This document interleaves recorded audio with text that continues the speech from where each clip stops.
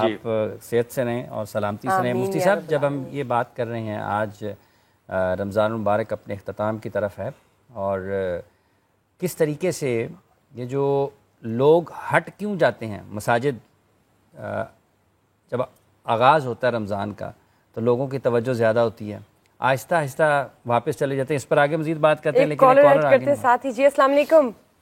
السلام علیکم جی فرمائیے۔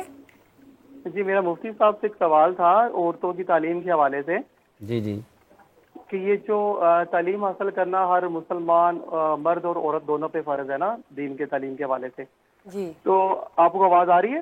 جی بالکل سن رہے ہیں ہاں جی۔ اور اگر کوئی عورت مطلب یہ جو تعلیم ہے، جو مروجہ تعلیم ہے جو اسکولوں کالجوں میں رائج ہے، اگر وہ نہیں لے پاتی اور اپنی عزت ایمان اور جان بچا کے دنیا سے چلے جاتی ہے تو وہ گناہ گار تو نہیں ہوگی؟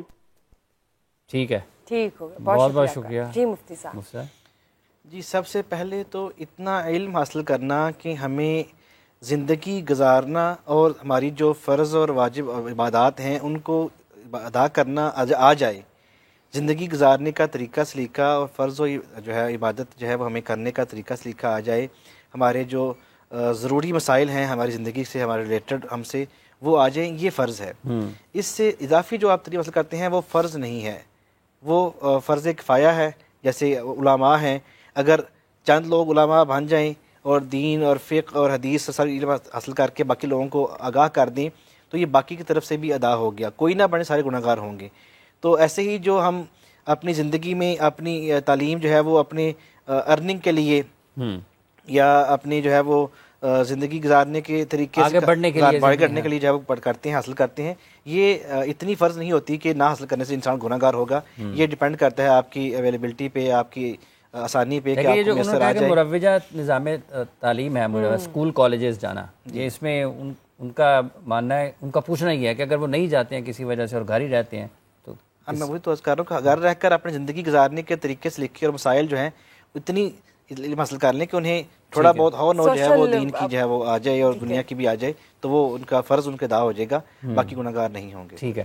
اچھا، جو شروع ہوئی تھی بات وہ یہ کہ رمضان المبارک کے بعد حاضری کم ہوتی ہے انسانوں کی، تو کیا یہ ہمارے لیے ایک سبق نہیں ہے مفتی صاحب کہ ہمارے سارے کام عین رمضان المبارک کے درمیان بھی چلتے ہی رہتے ہیں، لیکن ہم اس دوران نمازوں کا بھی اہتمام کرتے ہیں، ہم تلاوت قرآن کریم کی طرف بھی جاتے ہیں، ہم محافل اذکار کی بھی کرتے ہیں، لیکن ہماری زندگی میں تو جو ہماری زندگی ہوتی ہے اس میں کوئی رکاوٹ نہیں آتی بلکہ سہولت آ جاتی ہے۔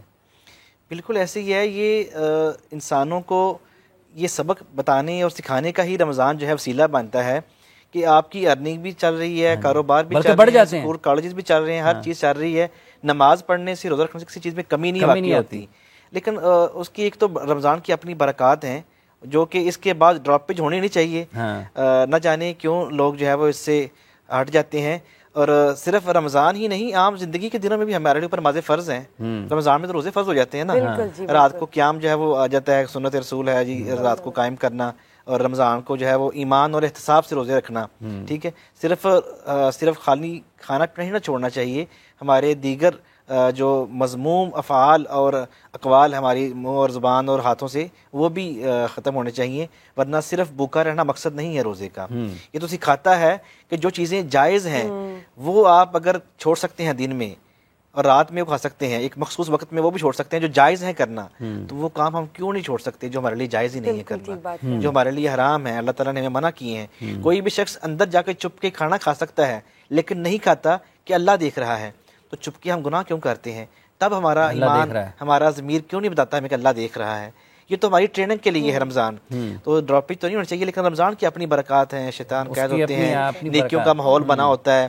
تو جیسے انسان گروپ سٹڈی میں سارے بچے پڑھتے ہیں نا، گروپ سٹڈی میں ایک پڑھائی کا سٹڈی کا ماحول بنا ہوتا ہے، تو ایسے رمضان میں سب لوگ نیکیاں کر رہے ہوتے ہیں، تو دیکھا دیکھی اور بھی لوگ مسجدوں میں ماشاءاللہ رونقیں بڑھ جاتی ہیں، موٹیویشن جو مل جاتی ہے، لیکن بات پھر وہی ہے، کمی آنی نہیں چاہیے، کمی آنی نہیں چاہیے۔ اچھا مطلب یہ جو یتیم کی اصطلاح ہے، جیسے کہ قرآن کی آیات بھی ہیں کہ اس کے مال کے قریب بھی نہیں جانا چاہیے، تو ہمیں اب ہم بہت سارے 30-35 سال کے جو لوگ ہیں وہ بھی کہیں گے یار میں یتیم ہو گیا، میں یتیم ہوں، اصطلاح کیا ہے, کس عمر تک اس کا کہا جا سکتا ہے؟ جس عمر پہ انسان پہ جو ہے وہ نماز اور روزہ فرض ہوتا ہے, جو بلوغت کی عمر ہے, اس عمر تک جو ہے وہ جب بچہ پہنچ جاتا ہے, بچی یا بچہ, تو وہ یتیمی سے باہر نکل آتا ہے. جب اس کو اتنی عقل سمجھ شعور آ جاتا ہے کہ وہ اپنے اچھے برے کی پہچان کر لے, اور تو وہ پھر وہ یتیم کے لفظ سے جو ہے وہ نکل جاتا ہے. مطلب یہ 30 35 40 سال کے لوگ ہیں, ان کو خود کو یہ نہیں کہنا چاہیے, نہیں, ان کو یتیم نہیں کہلا سکتے, یہ نہیں کہلا سکتے.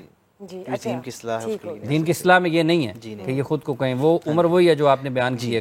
اور اس کے بعد پھر نا کچھ لوگ سمجھتے ہیں کہ جو یتیم ہو, ہر یتیم جو ہے وہ مستحق کے زکوٰۃ صدقات ہوتا ہے. ایسا نہیں ہے. یہ یتیم تو بائی برتھ ہی جو ہے وہ کروڑ پتی ہوتے ہیں. اس کے والد نے ترکے میں اگر مالدار چھوڑے ہیں, مالدار ہیں, تو وہ مستحق کے زکوٰۃ صدقات نہیں ہے. ٹائٹل آپ نہ یوز کریں. جی, ایسا شخص جو ہے جو یتیم ہے لیکن وہ مستحق نہیں ہے, وہ مسکین نہیں ہے, تو وہ ہے وہ زکوٰۃ کا حقدار نہیں ہوگا. اس لیے جہاں پہ زکوٰۃ کے مصارف بیان کیے گئے ہیں وہاں لفظ یتیم نہیں ہے.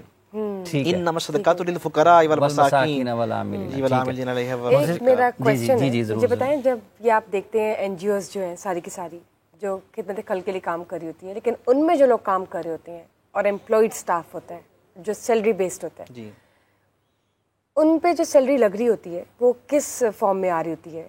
ابھی آپ نے جو آیت پڑھی ہے انما الصدقات للفقراء, اس میں کہتا ہے والعاملین علیہا, اور اس میں جو عمل کرنے والے لوگ ہیں, کام کرنے والے لوگ ہیں, اس میں جو ملازم لوگ ہیں ان کے لیے خرچ کرنا جائز ہے, ان کے لیے جائز ہے, اور ان کو لگ رہا جائز ہے, چاہے وہ بہت ہی. مفتی صاحب, آپ سے گزارش ہے کہ آپ چونکہ ہم افطار کی طرف بڑھ رہے ہیں, آپ کی مصروفیت ہے, تو افطار کے لیے دعا کریں. جتنے بھی لوگ ہمیں اس وقت دیکھ رہے ہیں, آپ سب لوگوں کا بہت بہت شکریہ, آپ نے وقت دیا اپنا. اب آپ سے کل ملاقات ہوگی سحر میں, پروگرام کا وقت اپنے اختتام کو پہنچ رہا ہے. ہم دعا کے ساتھ اختتام کرتے ہیں, اس یقین کے ساتھ, اس امید کے ساتھ کہ آپ سے کل سحر میں دوبارہ ملاقات ہوگی. مفتی صاحب دعا کے لیے درخواست ہے. اللہم صلی علی سیدنا مولانا محمد وعلی آل سیدنا مولانا محمد بعدد من صلی وصام. ربنا آتنا فی الدنیا حسنۃ وفی الآخرۃ حسنۃ وقنا عذاب النار. یا رب العالمین یا ارحم الراحمین, ہمارے پورے رمضان کی عبادات کو, روزوں کو, تراویح کو, نوافل کو, سحری افطاری کے اہتمام کو, باری تعالیٰ روزے رکھنے کے عمل کو اپنی بارگاہ میں قبول فرما. یقیناً مالک اس میں ہم سے آمدن سہون کو غلطیاں کوتاہیاں ہوں گی, تو اسے اپنی رحمت سے معاف فرما کے اپنی اعلیٰ بارگاہ میں قبول فرما. اس ماہ مبارک کو جو تیرا مہمان مہینہ ہمارے پاس آیا تھا, ہم سے راضی ہو کے جانے کی توفیق عطا فرما.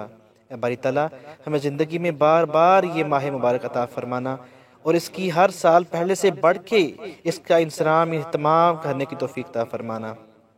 یا رب العالمین, ہمیں رمضان کے بعد بھی نماز پنجگانہ ادا کرنے کی توفیق عطا فرمانا. مسجدوں کی رونقوں کو ایسے ہی بحال رکھنا. اے باری تعالیٰ, ملک پاکستان کی خیر فرما, اس کو ترقیاں عطا فرما, اس کو باری تعالیٰ قرضے سے نجات عطا فرما. باری تعالیٰ, اہل اسلام کی خیر فرما, بالخصوص کشمیر اور فلسطین کے مسلمانوں کے حال تیزار پہ رحم فرما. باری تعالیٰ, اور مظلوموں کی غائبانہ مدد فرما دے.